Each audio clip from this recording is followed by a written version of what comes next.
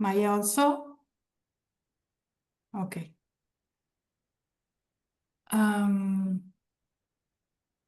So I will present now our third panel of the day, Methodology and Technology Applied. We will have Gilad Elbom and Benjamin Schnabel. And starting with Gilad. Gilad Elbom was born in Jerusalem. He's the author of Kabbalah as Literature, The Revolution of Interpretation, and Textual Rivalries, Jesus, Midrash, and Kabbalah. The first book is from 2024, last year, and the second one from 2022. He teaches biblical literature and contemporary Middle Eastern fiction, mostly Hebrew and Arabic, at Oregon State University. The title of his presentation is The Souls of the World of Chaos, from Transliteration to Interpretation. Go on, Gilad. Thank you. I'm not sure that my presentation will deal with technology or methodology, but I've been translating Kabbalistic texts from Hebrew and Aramaic into English for a number of years now. And one of the biggest challenges that I face is the whole question of transliteration versus translation. If you're familiar with Kabbalistic texts, it's very common to avoid translating all those key concepts and simply use transliteration. So for example, when you read texts from Kabbalistic sources in translation, whether it's into English or Spanish, Spanish translations, very common concepts like Ein Sof, Tzimtzum, Halal, Reshimu, Kav, are left untranslated. And that also applies to slightly more familiar concepts like Sfirot and all the names of the Sfirot, Keter, Chochmah, Binah, etc. The emanation of all the worlds and all the structures and levels of creation, Adam Kadmon,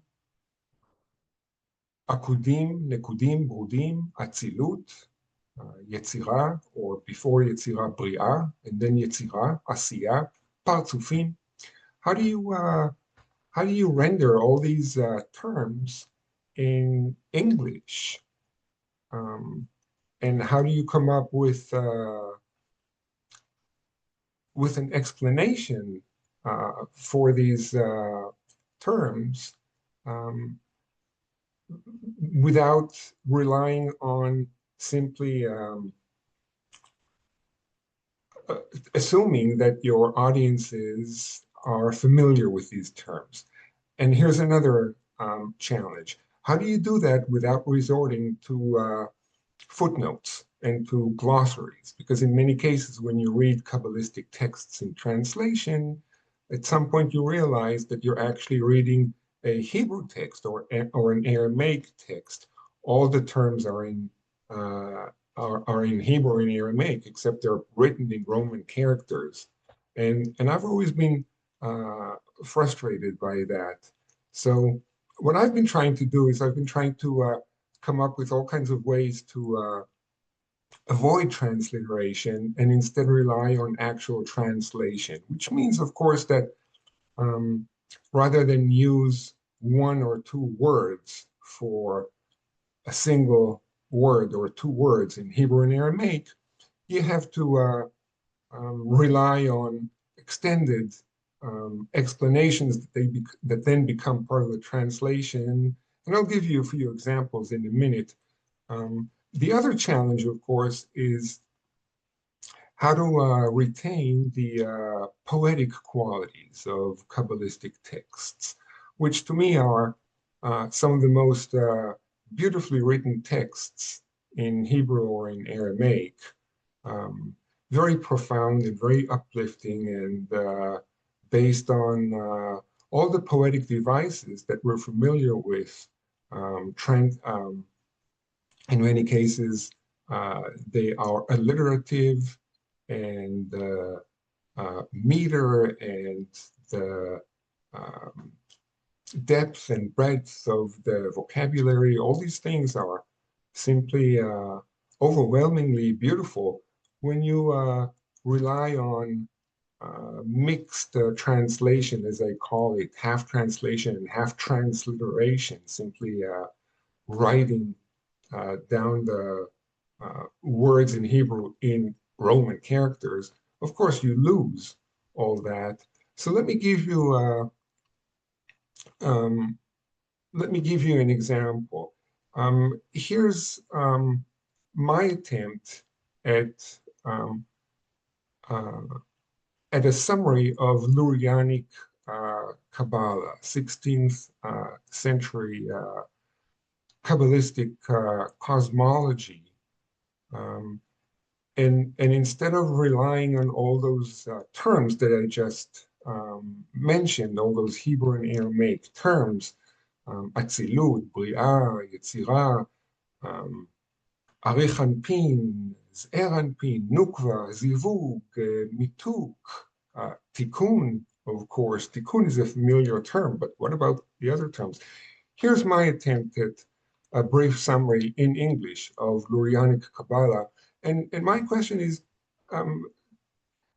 does it make sense? Does it sound like an accessible or approachable translation? So, according to Lurianic Kabbalah, an infinite, unknowable, indivisible divine light fills the reality that precedes creation. The unprecedented withdrawal of this light marks the transition from 10 spheres of godly attributes in the primordial structure of creation to the 5 configurations that constitute the first supernal world, the world of emanation. This uppermost world, which governs the lower worlds of creation and formation, as well as the physical world of action where humanity dwells, is characterized by the mentorship that an older, endlessly patient, ever-forgiving deity provides for the younger, judgmental, quick-tempered masculine aspect of the divine system. The acrimonious or bitter edge of the younger deity, which corresponds to the angry side of the Hebrew God, must be softened, or more explicitly sweetened, by the older one.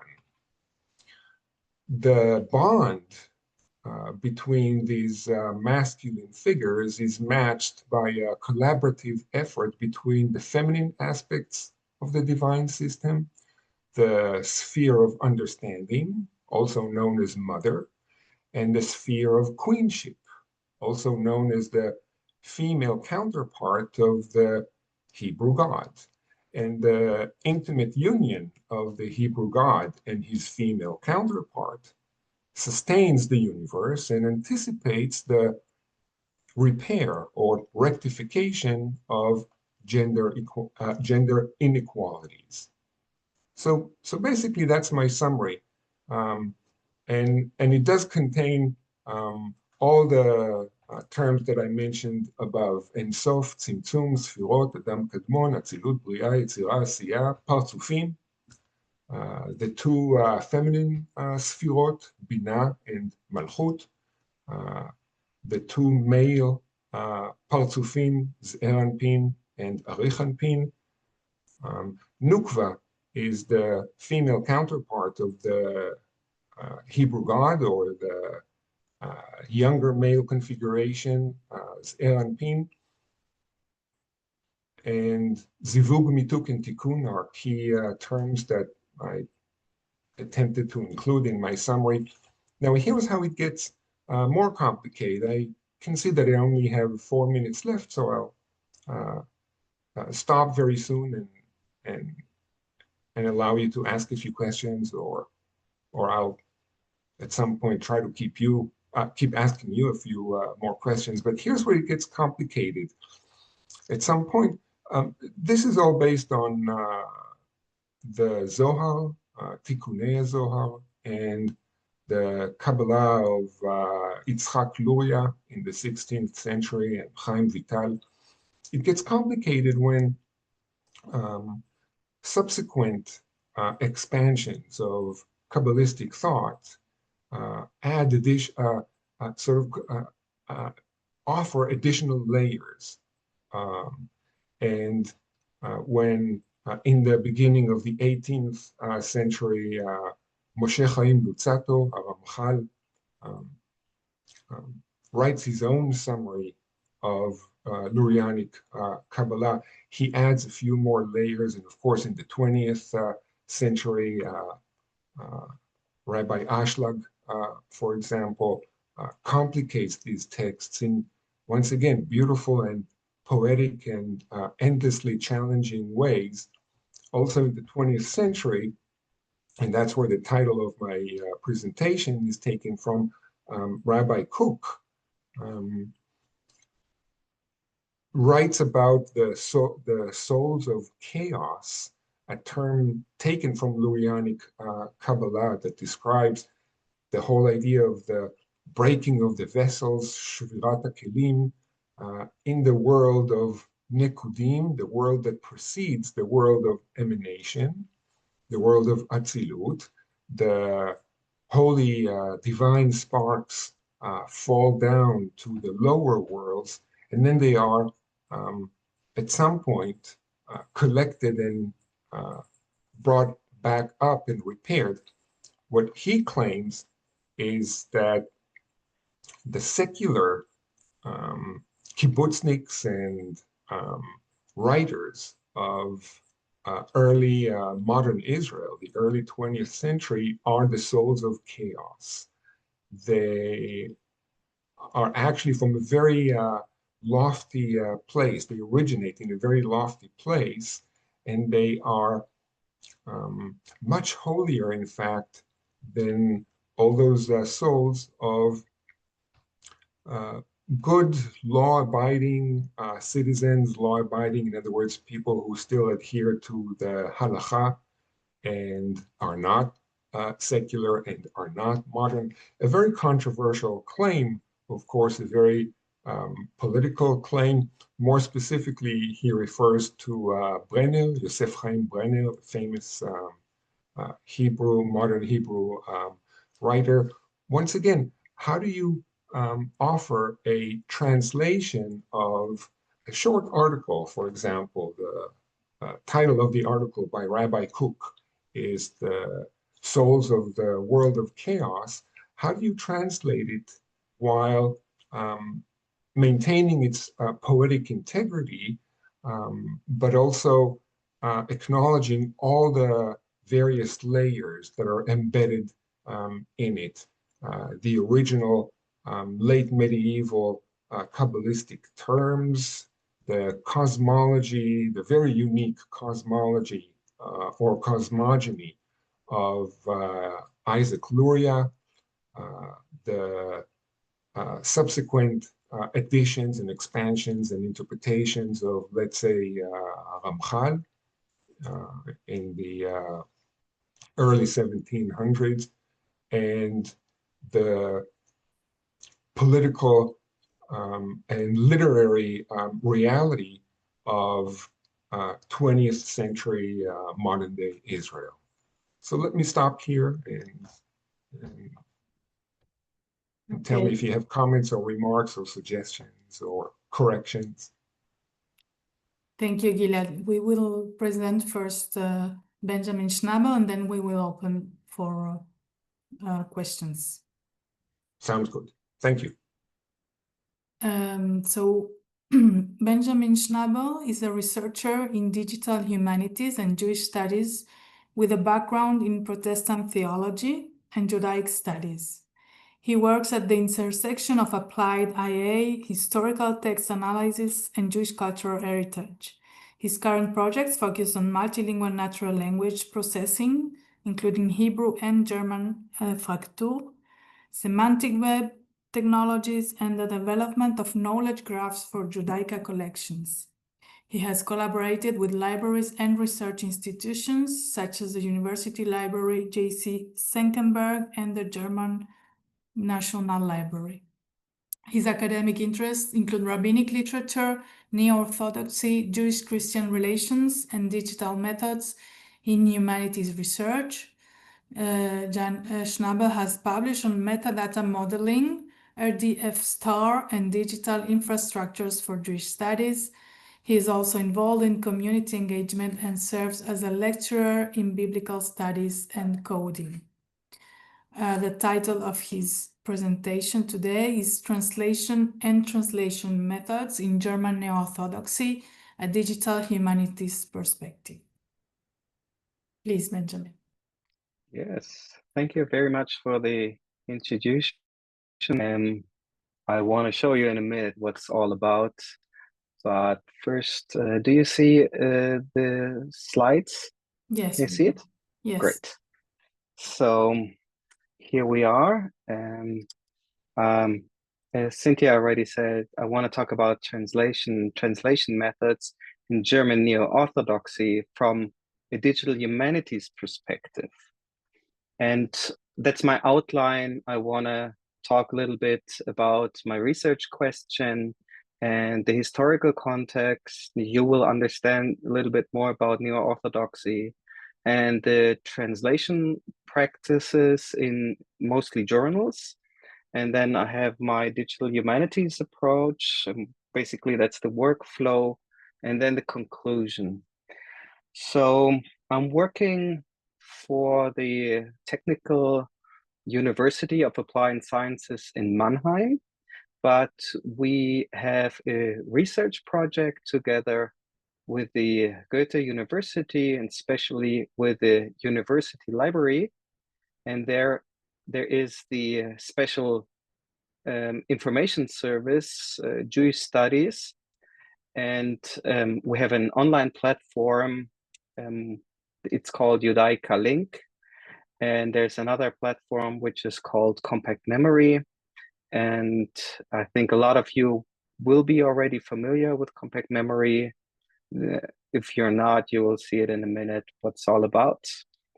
And I'm working on a research project which is supported by the DFG.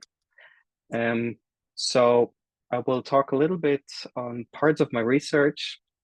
I have this research question is like, how did the rabbis of the German Neo-Orthodoxy translate and quote sacred texts like from rabbinical sources in journals before there were actually official translations? And what influence did they have on their and other translations which came later? And the German Neo-Orthodoxy is engaged very much in rabbinic texts. They wrote in German, but they're very much multilingual. They have also a lot of Hebrew and Aramaic originals, which they're quoting, but they're translating a lot of the originals for their audience in the journals to a broader audience. And the reason was to bridge the tradition and the education to a German-speaking audience. And I'm focusing especially on Samson Raphael Hirsch and Itzhak Breuer, and especially on their journal publications and their translations of rabbinical literature within their journal publications. And then we compare it to other translations, which usually came a little bit later.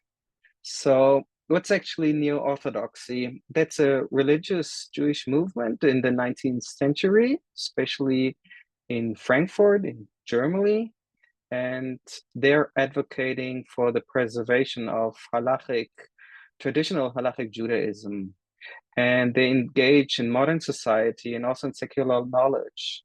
So they engage a lot with the science of Judaism, and that's very interesting, and how they engage and how they treated the sources differently. And they split up from the unified congregations and from Reformed Judaism in 1876.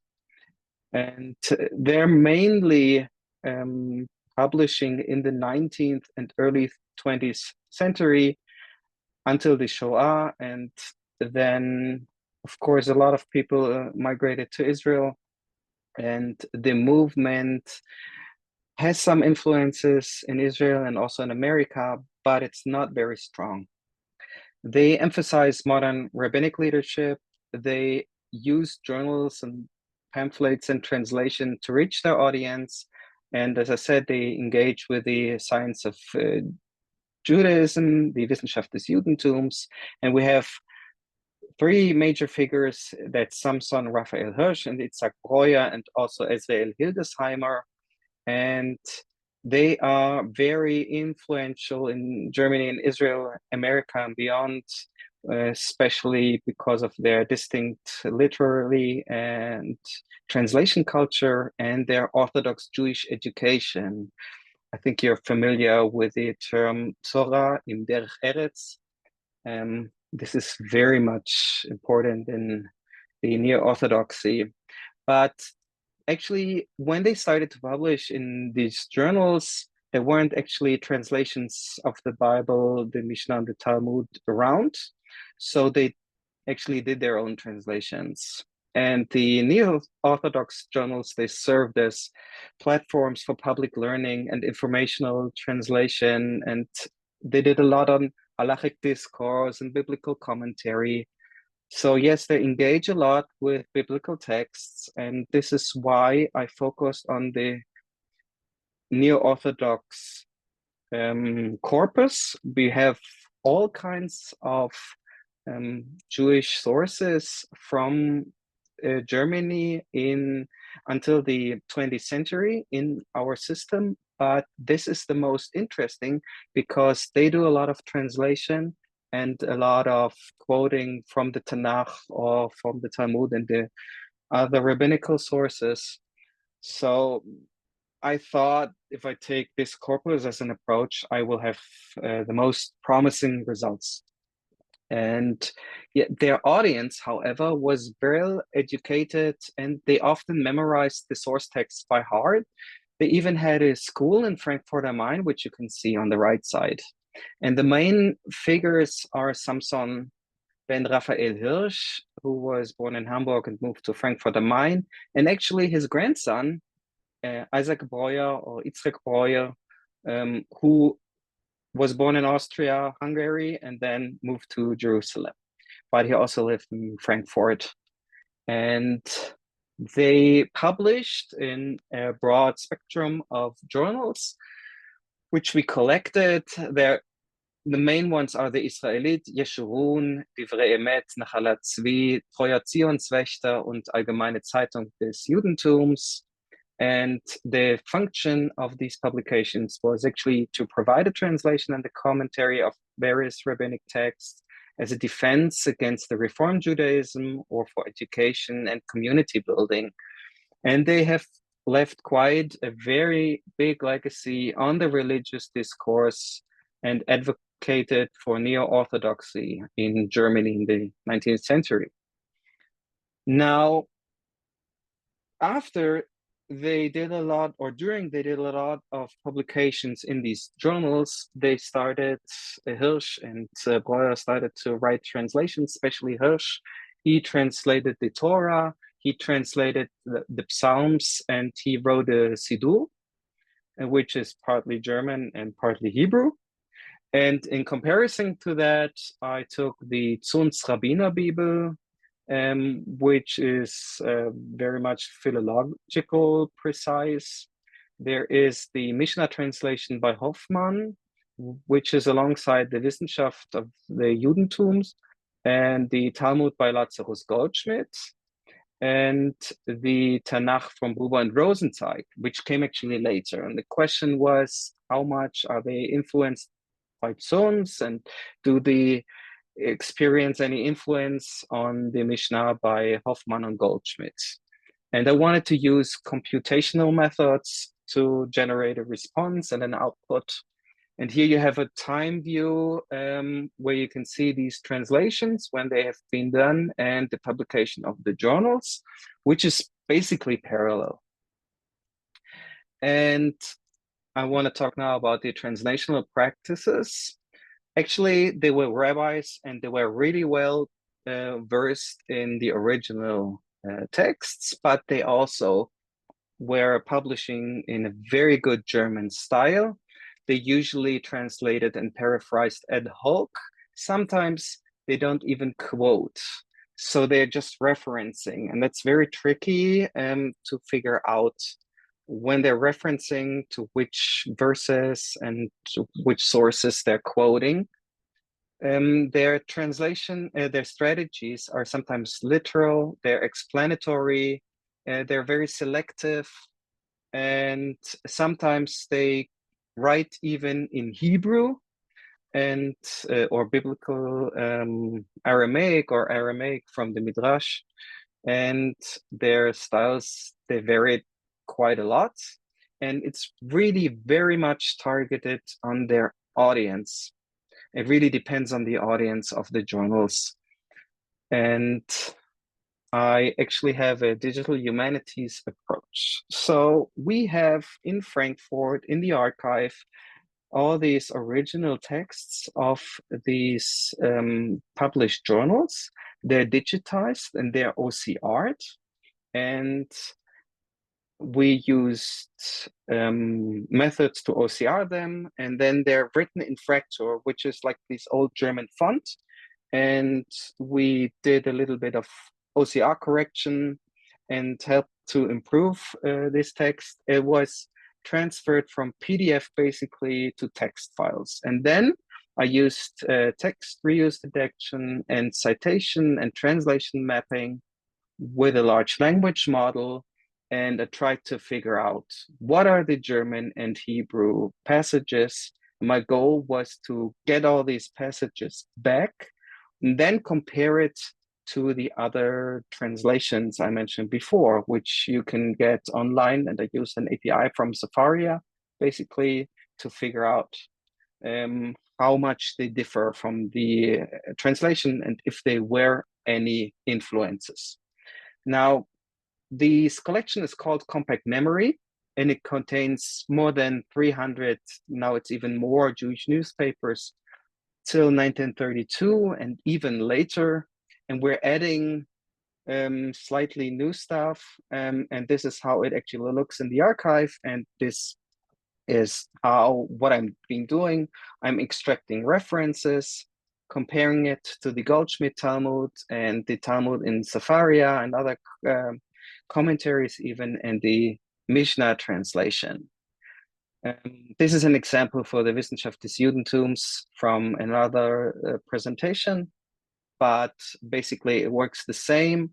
And what I did is I actually wrote a Jupyter notebook, and it lets you create scripts. And I first created the corpus. So I downloaded all the relevant texts, bound them together to one corpus, and parsed these texts.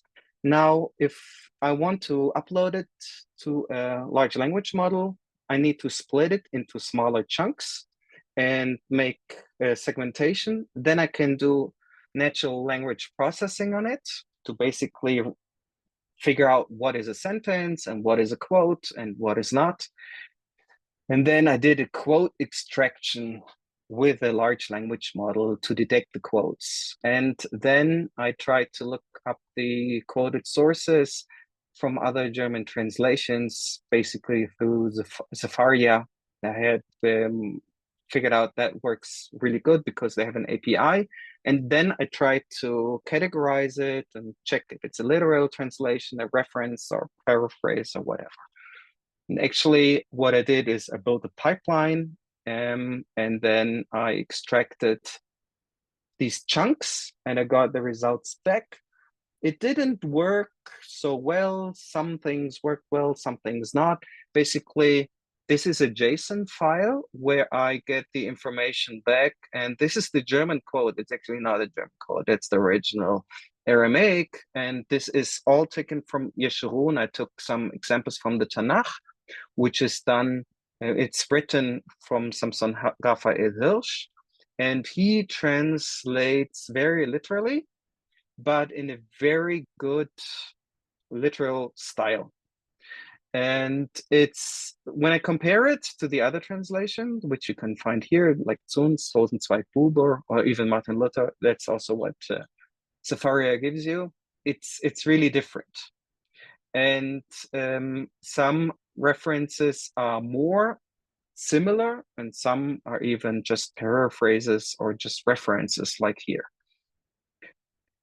And I don't have a lot of time left, so I'm not going into more details on these quotes, but this is translations from the Talmud and even from the Siddur, but it's also very much more free. You have different styles. It's directly quoted. Some are only, some are translated, and some are only referenced.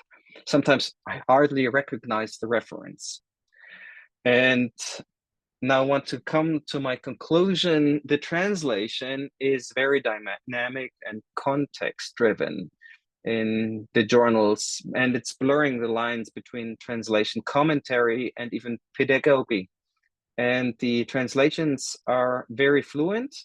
It's mostly done ad hoc and out of memory even, and it's very much audience focuses. But it's the Jewish multilingualism is very interpretive, flexible, and communal.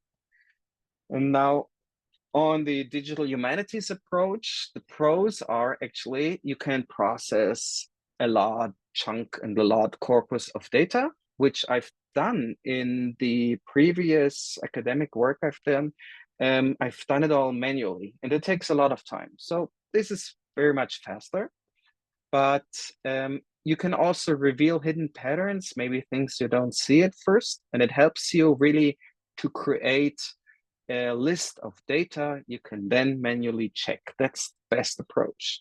The cons are it takes a large amount of data, it takes long time, you need a lot of computing power, and it's even high costs, because if I tried to run it against a ChatGPT and upload all these chunks, and then I realized that I'm constantly running out of the limitations, and you need to buy a larger budget and enlarging your budget. And this is not very effective. And so I downloaded a local model, and I run a local model on my machine. But this takes a lot of downloading time. You have to make the right model choices. I needed to try a couple of models against each others, and it's very high technically. If you don't know how to really work with these systems, it's even hard to install it sometimes. And it takes a lot of data cleaning and preparation. And I think it's very good to pre-index the data. The best approach is actually step-by-step and doing it human supervised. So I took sometimes chunks of the data, uploaded them manually, and asked GPT with a prompt, give me the right results and check if there are quotes and how the quotes are done. And this really works well. Then you can check, manually check if it's really valid and the model is not hallucinating. And then I need to come up with my own conclusion based on the data. So ChatGPT or another model can just tell you these are quotes and these are references and these are parallel verses, and they can check it with another translation that's very accurate actually, because it just calls the API. And the summary, what I found out about the influences is that Zunz didn't influence Hirsch at all. The Bible translation is opposed actually by Hirsch. And I think a lot of this information, which I'm telling you now, is something I already knew before, because you can read it on the literature and you can figure it out if you read the sources. So a computational approach doesn't give you anything new. The Hirsch journal articles are very much influential for his later translations. He overworked a couple of his translations, but most of them went into his later translations. And Hirsch is very much influential on Breuer because he often references Hirsch, and he continues his theology and his style, but he even comments on Hirsch translations. Hirsch and Breuer, they didn't influence the Hoffmann Mishnah translation, but they're in the same Orthodox framework somehow. And Goldschmidt was not influenced. He was influenced by Zunz and Jastrow, and the quotes are very much different. He even criticized the Orthodox, he was criticized in his translation by the Orthodox community. And Hirsch, he kind of anti-influenced Buber and Rosenzweig. They are coming from the Orthodox community, and they kind of have these methodological awareness, but they very radical departed from it. So basically you have 3 lines of heritage, which is a Neo-Orthodox translations, conservative and very literal. And then you have Zunz and Rosenzweig, which are very much philological and poetic. And Hoffmann and Goldschmidt are very much scientific. They're influenced by the science of Judaism. And that's the conclusion I have. Yes, that's all from my conclusion. Feel free to ask questions and make comments. Thank you, Benjamin. Thank you. Gilad, maybe you're right. I should have titled the panel as paraphrases, because I think this is a common topic for both of you. Yeah. Benjamin, could you make a difference between influence and paraphrasing or quotation or referencing an author? It's not necessarily the same. I mean, you can be influenced by opposition or by... No, that's all. Yes, it's a very broad spectrum. The influences, you can be influenced, and you can be, say, opposing even the influence. Like Hirsch is very much opposing Zunz, but somewhat he's also influenced by him. And he takes his sources, maybe they even have both the same text sources. But this is a conclusion you need to make on your own, because the computer just gives you the quotations, and then you need to check like how much is a difference, how much is it opposing. Sometimes Hirsch and Breuer, they reference, like they reform Judaism, and they say like they are interpreting this verses like that, and we oppose it and interpret it differently. And so there is an influence, and there's, I would say, an anti-influence, and interpreting is another option. It's another way, yes, but you can actually see the difference.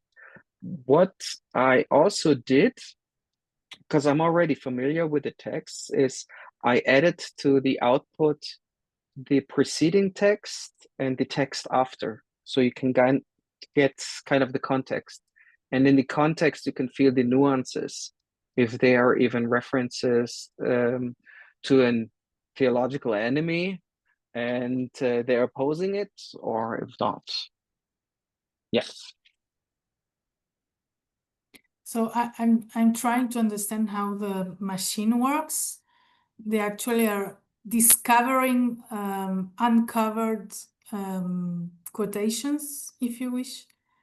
Yes, it's pretty simple, actually. I just told the machine to look for references and quotations, and see if the machine can find them somewhere else. And I'm using Safaria. Like, check against Safaria if the texts are quoting from somewhere. I figured out that in the beginning, when Hirsch and Breuer started to write their articles, they didn't quote like we do with the references to the sources. They just left out the sources. They're just writing it down. But when they write Hebrew or Aramaic, and I need to say that the OCR worked pretty fantastic for Hebrew and Aramaic for like Talmud, but it didn't work out so well for the German because it's in Fraktur. And sometimes they mess up the S and the F and the double F. You know, the S used to be like an F and look like an F. And the idea is actually to figure out where do they quote directly and referencing the verses. And that's just pretty simple because they're giving you the source. If they don't, sometimes they use the Hebrew or Aramaic original. And then I know in the text, if it's Hebrew or Aramaic, there must be a quotation. And sometimes they're just referencing it. And this is the problem. You need to manually check these references because the large language model tries to hallucinate. And sometimes even the quotes where it thinks it's a quote, it's not correct. It's just making up a quote, or maybe it can be taken from very far away. It's trying to check how close are the sentence particles to an actual sentence which exists in the Tanakh or in the Midrash or wherever. And sometimes it's very distant because it's a paraphrasing. And then it comes up with a quote which doesn't match the original. Or sometimes it's very much interpretation. I think it doesn't really match, but the machine does think differently. And sometimes another researcher would also think, well, that's actually a quote or a reference. Yes. So, this method could also be used to check plagiarism, for example? It is done, yes. Yes, it's done actually. If you have modern plagiarism checkers and you upload your works, they can check it. It's basically similar. It's a similar method. And what I'm actually trying to build is in our online portal, which is called judaicalink.org, to have the ability to search for reference for, like, you're looking for a biblical reference, and then you get a list. Where is it? Where do you find it? Either as direct quote or paraphrase in the actual journals. So you have kind of a search index, and I'm trying to run it fully automatically. So I can run it in the background on the server. And as a researcher, you just type in your question or the reference you're looking for, and you'll get all the results. That's actually the result of my research project. That's what I hope to build. Okay, thank you very much. I have a question for Gilad, but if someone else would like to intervene, I'm happy to give you the opportunity.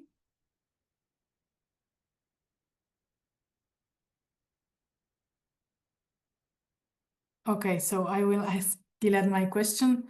I was thinking of why not translating these Kabbalistic concepts. I understand there is a tradition not to translate, so there is a question related to untranslatability that actually you come and say, no, we should translate. So you want to break this tradition. So is there like a magical or a mystical reason not to translate these words and concepts? I don't think so. I think it's mostly a preference for the original languages, namely Hebrew and Aramaic, that stems from the assumption, but again, I could be wrong.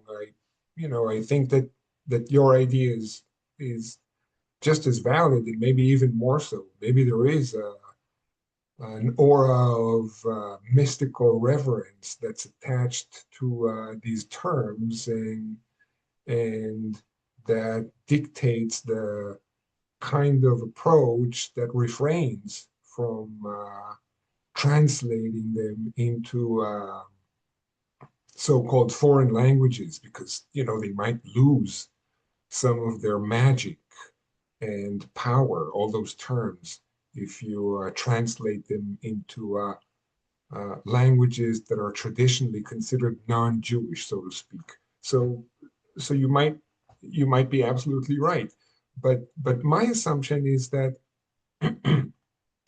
it's simply based on preference for the original terms that stems from the kind of reliance on the literality of the text. In other words, there's a great debate among Kabbalistic scholars and especially practitioners, those who are not scholars, those who are Orthodox, the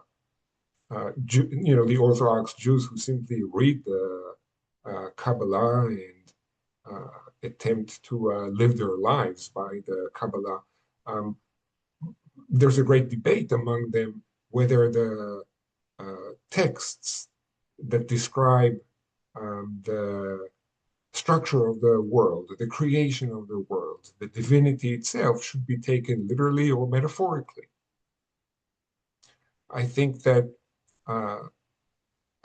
someone like Luzzatto or more adventurous Kabbalistic thinkers definitely believe that these are metaphorical texts and that they're not to be understood literally. And when we talk about the withdrawal of the divine light, the contraction, the Tzimtzum, which left an empty space for all the worlds to be created in, we're not talking about a real change in the divinity. That would be blasphemous, as opposed to others who believe that Luzzatto was wrong and that everything that the Kabbalah describes definitely took place in a concrete reality, and that these narratives are not to be understood metaphorically as mere images. They are to be taken literally. I think that the literalists would also have a hard time translating rather than transliterating all those concepts.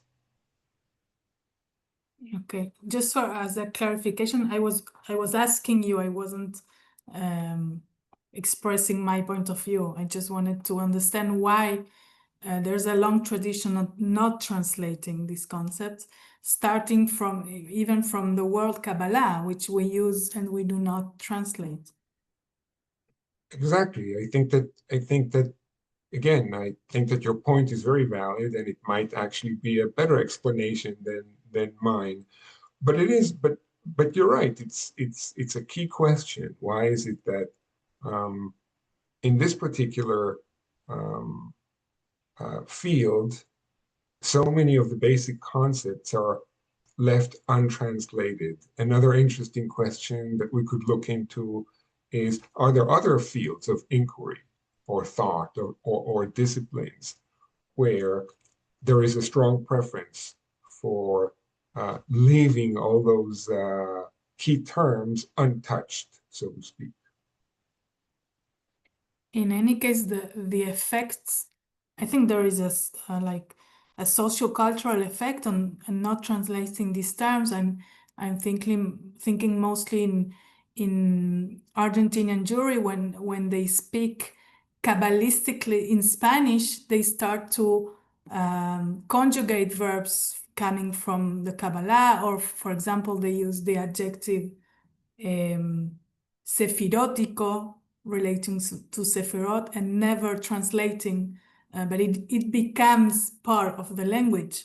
So it's a way actually of Judaizing Spanish, if you will.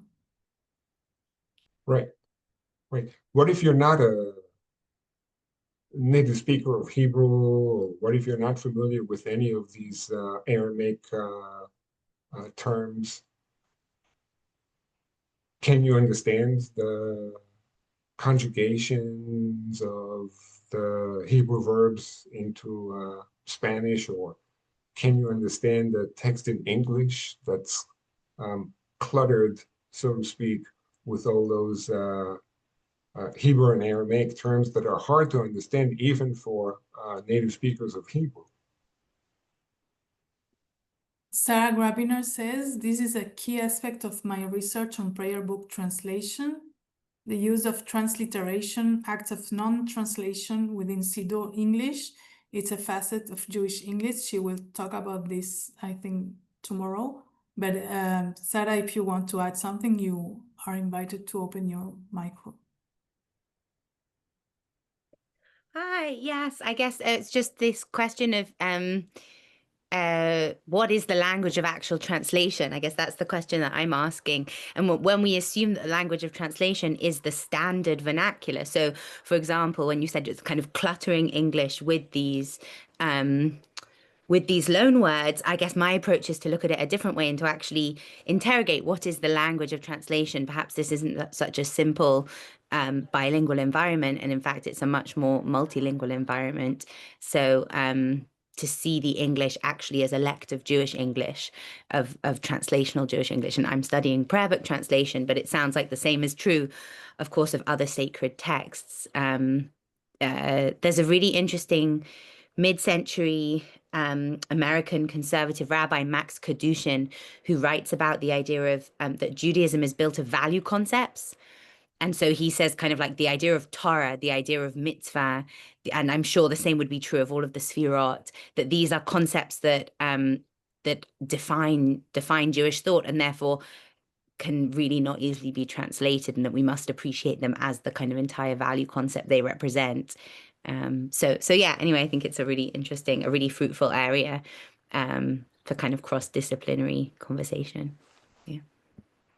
Thank you, Sarah. Right. So if we're talking about Sarah, if we're talking about the Siddur, obviously the target audience is Jewish.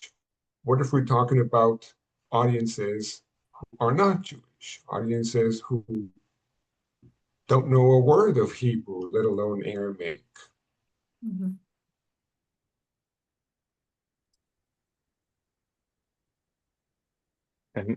I have a question. Why do you want to avoid footnotes? You're saying you said in the beginning you didn't want to use footnotes. Like, I could imagine having both, having the untranslated term and then giving a broader explanation in the footnote, or even adding a glossary where you can explain even further the concept. So you kind of have both. You don't touch the sacred language, but you make it applicable to a non-Hebrew Aramaic speaking audience.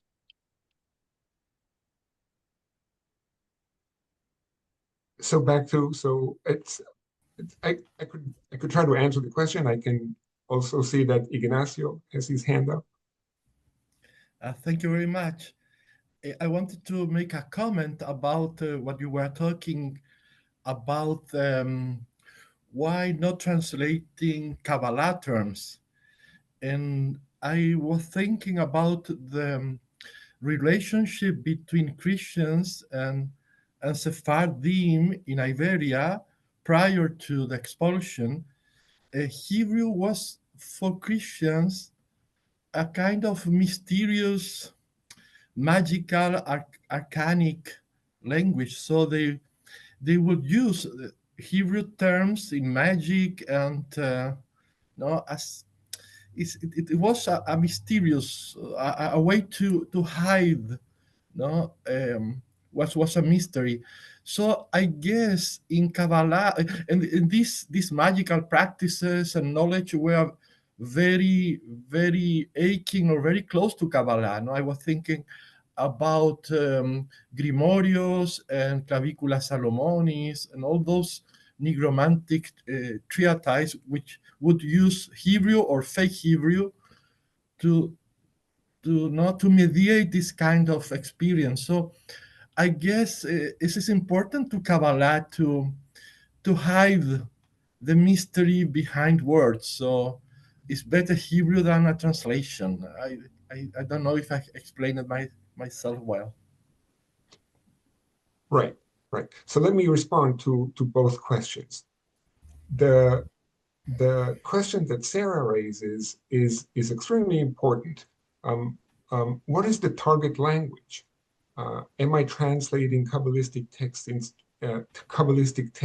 into English or into Judeo-English? If it's Judeo-English, maybe there's no need to find the appropriate translation into English of all these Hebrew and Aramaic terms. But what if it's not Judeo-English? What if it's English and the target audience consists mostly of people who don't know a word of Hebrew, let alone Aramaic? The job of the translator then becomes to teach those audience all those Hebrew and Aramaic terms. And the question is that what the translator wants to do? And if you want to do that, if the translator wants to do that, they would have to work very hard to teach non-Jewish audiences all those key terms, and they would have to use notations and annotations, endnotes, footnotes, glossaries, etc., etc. So basically, you're not reading, I'm assuming, if you're not a speaker of Hebrew, if you've never seen an Aramaic or Hebrew text, if you are not Jewish, basically you're reading an encyclopedia and not a text. So you lose the poetic qualities of the text. You lose the literary qualities of the text. In many cases, these texts are narratives. They tell beautiful stories with all the familiar literary devices like setting, exposition, characters, character development. The whole revolution of the Kabbalah is that it introduces the divinity as a network of characters, of divine actors, with, once again, all those literary components that we're familiar with: tension, climax, regression, development. Okay, thank you very much, Gilad and Benjamin. We will close this panel now. We have a 15 minutes pause, and then we will start with our last session of the day, devoted to translation from and into Judeo-Spanish. So see you in a few minutes.